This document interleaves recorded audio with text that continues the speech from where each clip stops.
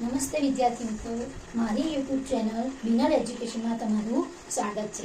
આજે આપણે ધોરણ 10 ચેપ્ટર 1 વાસ્તવિક સંખ્યાઓ કે આ ચેપ્ટરમાંથી બોર્ડની પરીક્ષામાં 2 માર્ક્સના દાખલા પૂછાતા હોય છે।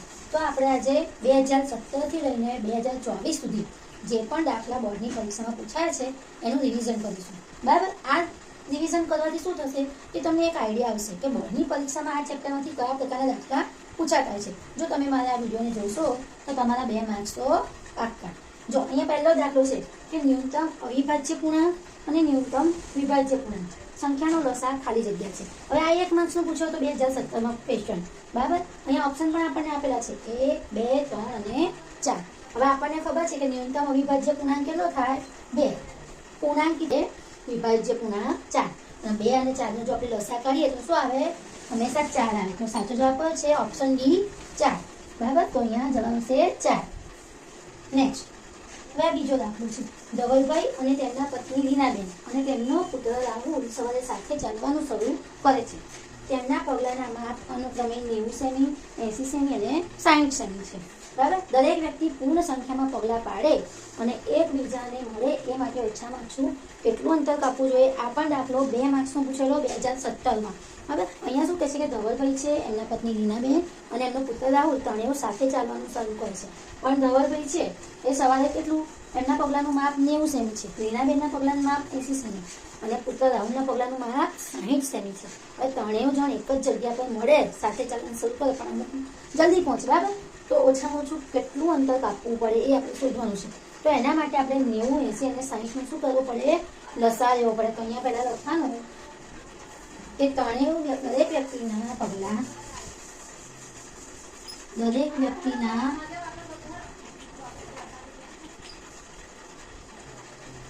પગલાં એકબીજાને મળે તે માટે આપણે અહીંયા જે આપ્યું છે ને 90, 80 અને 60 નો લસાઅ શોધવો પડશે। બરાબર, 90 સેમી, 80 સેમી અને 60 સેમીનો લસાઅ શોધવો પડે। હવે તમને જો લસાઅ શોધતા આવડતો હોય તો ખબર છે કે 90 બરાબર શું થાય? 90 નો લસાઅ શોધવાનું થાય તો ખબર છે કે 45 દુ 90। બરાબર, 9 પંચા 45, 3 તરી 9 અને 3 એકુ 3। ક્લિયર? પછી બીજું શું છે? 80 સેમી। તો 80 માટે શું થાય? 40 દુ 80, 20 દુ 40, 10 દુ 20 અને 5 દુ 10 અને 5 એકુ 5। એ જ રીતે 60 નો લસાઅ શોધવો હોય તો 30 દુ 60, 15 દુ 30, 5 તરી 15 અને 5 એકુ 5। બરાબર, એટલે 90 બરાબર શું આવ્યા? 90 બરાબર કેટલા થયા? અહીં જુઓ, 2 ની 1 ઘાત છે, એક જ 2 છે એટલે 2 ની 1 ઘાત, 5 ની 1 ઘાત અને 3 2 વખત છે એટલે 3 ની 2 ઘાત। એવી રીતે 80 બરાબર શું થાય? અહીં જુઓ, 2 કેટલી વખત છે? 1, 2, 3, 4 એટલે 2 ની 4 ઘાત ગુણ્યા 5 કેટલી વખત છે? 5 એક જ વખત છે એટલે 5 ની 1 ઘાત। બરાબર, અને 60 બરાબર શું થાય? 2 ની 2 વખત છે એટલે 2 ની 2 ઘાત ગુણ્યા 3 ની 1 ઘાત અને 5 ની પણ 1 ઘાત। હવે આનો લસાઅ શોધવો છે એટલે અહીં શું લખવાનું? 90, 80, 60 નો લસાઅ। આપણને ખબર છે લસાઅમાં શું કરવાનું? જે પણ આ સંખ્યા છે બધી જ લેવાની, કોઈને બાકી મૂકવાની નહીં, અને જે એની મોટામાં મોટી ઘાત હોય ને એ લેવાની। તો અહીંયા 2 થી શરૂઆત કરીએ તો 2 છે, બધામાં છે, પણ 2 ની મોટામાં મોટી ઘાત કેટલી છે? 4। 2 ની 4 ઘાત ગુણ્યા 3 પણ છે બધામાં, અહીંયા 3 ની 1 ઘાત છે, અહીંયા 3 ની 2 ઘાત છે, તો 3 ની 2 ઘાત ગુણ્યા 5 ની કેટલી ઘાત છે? ત્રણેયમાં 1 1 ઘાત છે એટલે 5 ની 1 ઘાત। 2 ની 4 ઘાત એટલે 2 દુ 4 દુ 8 દુ 16 થાય। કેટલા થાય? 16 ગુણ્યા 9 ગુણ્યા 5। એટલે આપણને ખબર છે 16 પંચા 80 અને 8 નવા 72 એટલે 720 સેમી પગલાં ચાલવા પડે. શું આવ્યો જવાબ? 720 સેમી. બરાબર. એટલે કે ત્રણેયના પગલાં ભેગા મળે એક જ જગ્યાએ, તો એ લોકોએ 720 સેમી અંતર કાપવું પડે. નેક્સ્ટ આ દાખલામાં છે ભૂસા 24 અને 20 = 3x+1. તો x ની સંખ્યા આપણે શોધવાની છે.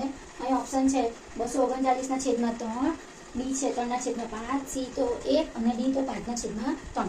હવે આ દાખલો 1 માર્ક્સ માટે 2018માં પૂછેલો. હવે આપણને શું કીધું છે? ભૂસા કીધું છે. એટલે પહેલા આપણે 24 અને 20 નું શું કરવું પડશે? ભૂસા શોધવું પડશે.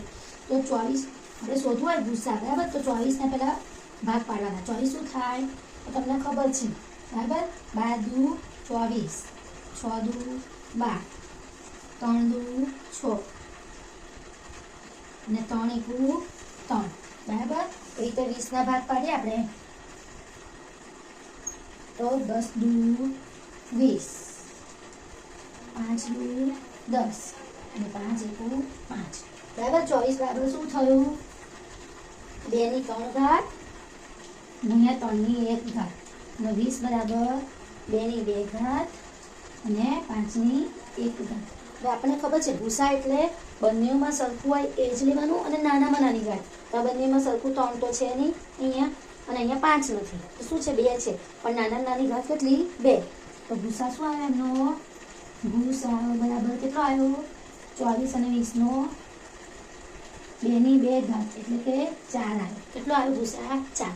અહીંયા આપણને ઇક્વેશન આપ્યું છે સમીકરણ કે ભૂસા બરાબર 3x + 1. હવે આપણે લખીએ અહીંયા કે ભૂસા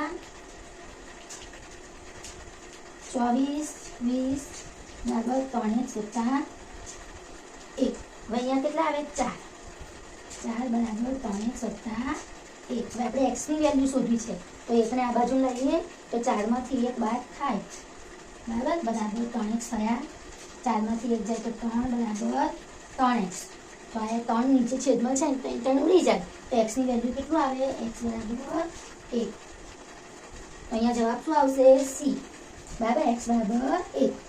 નેક્સ્ટ હવે આમાં દાખલામાં છે 23, 35 અને 46 નો લસા ખાલી જગ્યા થાય. આ માર્ચ 2020માં 1 માર્ક્સનો દાખલો પૂછ્યો છે, બરાબર. આમાં આપણે શું કરવાનું છે? 23, 35 અને 46 નો લસા લેવાનો. તો 23 આપણને ખબર છે કે 23 બરાબર શું થાય? 23 એ અવિભાજ્ય સંખ્યા છે, એટલે એને 1 સિવાય કસાડે ભાગી શકાય નહીં. 23 × 23. 35 તો 7 × 5 = 35 ગુણ્યા 1, બરાબર. અને 46 તો 46 ના ભાગ શું પડે? 23 × 2 = 46 ગુણ્યા 1. હવે આ ત્રણેયનો આપણે લસા લઈએ તો લસા બરાબર 23, 35 અને 46. તો તમને ખબર છે કે લસામાં શું કરવાનું? બધી જ સંખ્યાઓ લઈ લેવાની અને મોટા મોટી ઘાત. 23 કેટલી વખત છે? 1 વખત. 23 ગુણ્યા 5, 7 ગુણ્યા 5 ગુણ્યા 2, બરાબર. હવે 23 એમના એમ 7 × 5 શું થાય? 35 અને ગુણ્યા 2. 23 ગુણ્યા 35 = 70. હવે તમે 23 ગુણ્યા 70 કરશો તો શું આવશે જવાબ? 1610. નેક્સ્ટ સાબિત કરો કે √7 એ અસમય સંખ્યા છે. હવે આ આપણને સાબિત કરવાનો દાખલો 2 માર્ક્સમાં પૂછાય. 2020માં પૂછાયો છે, પછી આ પ્રકારના દાખલા નથી પૂછાયા, બરાબર. √7 હોય, √5 હોય, √3 હોય, કોઈ પણ હોઈ શકે છે, બરાબર. તો આ દાખલો પૂછાયો નથી અને 99% પૂછવાની સંભાવના પણ ઓછી છે, પણ છતાં આપણે એકવાર એને સમજી લઈએ. અહીં આપણને જે કીધું એનું આપણે ઊંધું ધારવાનું કે √7 એ અસમય સંખ્યા શોધવાનું કીધું છે, તો આપણે ધારી લેવાનું. જો ધારો કે √7 એ સમય સંખ્યા છે. કેવી? સમય સંખ્યા છે. હવે આપણને ખબર છે સમય સંખ્યા હોય એને આપણે a/2 ના સ્વરૂપમાં દર્શાવીએ છીએ. એટલે કે √7 બરાબર a/b, કે જ્યાં a અને b કેવા છે? અવિભાજ્ય પૂર્ણાંક છે. કેવા છે? અવિભાજ્ય પૂર્ણાંકો છે.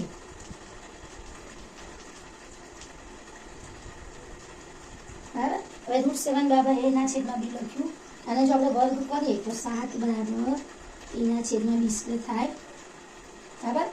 એટલે આપણે અહીંયા a² ને કરતા બનાવો, a² બરાબર 7b².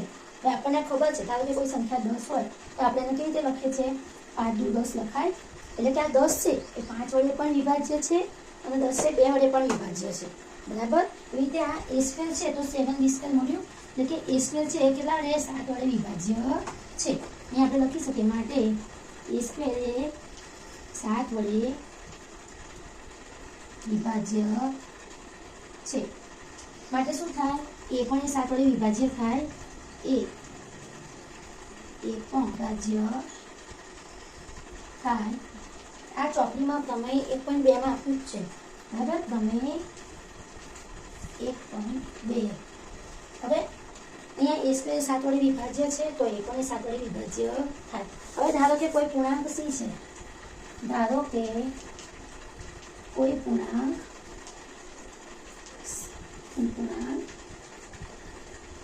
c માટે આપણે ધારીએ કે a બરાબર 7c બરાબર કોઈ પૂર્ણાંક છે c માટે આપણે ધારણા કરી કે 7c તો a સ્ક્વેર બરાબર શું થાય 49c સ્ક્વેર પણ અહીંયા આપણે સમીકરણ અને એક આપી દઈએ કે a સ્ક્વેર બરાબર તો 7b સ્ક્વેર છે તો લખાય 7b સ્ક્વેર બરાબર 49c સ્ક્વેર થાય એટલે કે b સ્ક્વેર બરાબર 7 ને 49 ને 7 વડે ભાગીએ તો 7c સ્ક્વેર બરાબર એટલે કે b સ્ક્વેર છે એ કેટલા વડે વિભાજ્ય છે જેમ અહીં હતું ને a સ્ક્વેર 7 વડે વિભાજ્ય તો b સ્ક્વેર પણ માટે b સ્ક્વેર એ 7 વડે વિભાજ્ય છે માટે b પણ 7 વડે વિભાજ્ય થાય કોણે કીધું પ્રમેય 1.2 આ લખવાનું બરાબર પ્રમેય 2 અહીંયા શું કીધું છે જો a સ્ક્વેર છે એ પણ 7 વડે વિભાજ્ય છે b સ્ક્વેર છે એ પણ 7 વડે વિભાજ્ય છે હવે આ a સ્ક્વેર b સ્ક્વેર બંને જો 7 વડે વિભાજ્ય હોય અહીં આપણે 7 તો શું થાય એ અવિભાજ્ય થાય નહીં તો વિભાજ્ય પૂર્ણાંક થઈ જાય એટલે અહીંયા a સ્ક્વેર અને b સ્ક્વેર નો સામાન્ય અવયવ કયો છે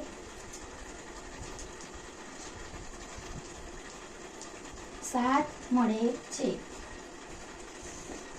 આથી તે અવિભાજ્ય સંખ્યા આથી તે અવિભાજ્ય નથી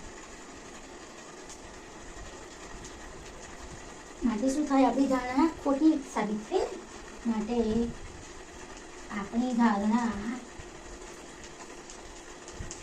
ખોટી સાબિત થાય છે માટે √7 એ અહીં આપણે ધાર્યું હતું ને કે સમય સંખ્યા છે પણ સમય નથી કેવી છે √7 એ અસમય સંખ્યા